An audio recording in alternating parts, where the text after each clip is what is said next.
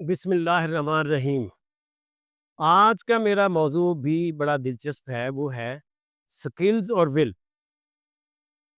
ایک پادری صاحب کسی چرچ میں تقریر فرما رہے تھے، تو انہوں نے ان دونوں لفظوں پہ گفتگو کی کہ سکلز کے ساتھ ساتھ ول کا ہونا بھی ضروری ہے، اور ویسے بھی ایک چاول کے دانے برابر، ایک رائی کے برابر اگر انسان میں کوئی ول ہے تو وہ زندگی میں کبھی ناکام نہیں ہوتا۔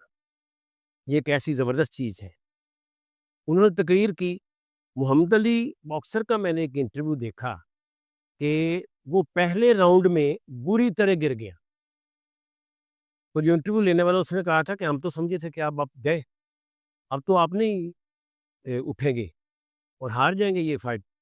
انہوں نے کہا کہ میری سکلز نے تو مجھے گرا دیا تھا، جتنی میری سکلز تھیں انہوں نے تو مجھے گرا دیا تھا، مگر پھر میری ول نے مجھے حوصلہ دیا اور اٹھایا، اور پھر محمد علی صاحب نے فائٹ کی اور وہ فائٹ جیت گئے۔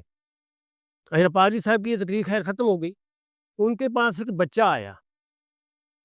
بچے نے کہا جی کہ میں دوڑنا چاہتا ہوں، نام بنانا چاہتا ہوں۔ تو پادری صاحب نے دیکھا کہ اس کی جو دائیں ٹانگ ہے وہ تو پولیو زدہ ہے، اس پہ پولیو ہے۔ تو پادری صاحب نے کہا کہ دیکھیں آپ کی تو ٹانگ ہی کام نہیں کرتی، آپ کہتے ہیں میرے دوڑنا ہے، تو آپ تو چل نہیں سکتے، کیسے دوڑیں گے؟ اس نے کہا جی میرے پاس ول ہے، جو آپ نے کہا ہے نا، سکلز بھی مجھے آ جائیں گی، میرے پاس ول بھی ہے۔ اور آپ حیران ہوں گے کہ وہ بچہ دنیا کا تیز ترین دوڑنے والا انسان بنا۔ کارل لوئس اس کا نام ہے۔ دیکھیں کہ ول اسے کہاں لے گئی، سکل اس کے پاس پہلے نہیں تھی۔ پولیو ہے، پولیو والا بندہ اللہ تعالیٰ معاف فرمائے، وہ تو چل نہیں سکتا، اپنے پاؤں پر کھڑا نہیں ہو سکتا بیچارہ، چلے گا تو لگڑا کے، تو کہاں بھاگنا اور کہاں دنیا میں نمبر 1 آنا۔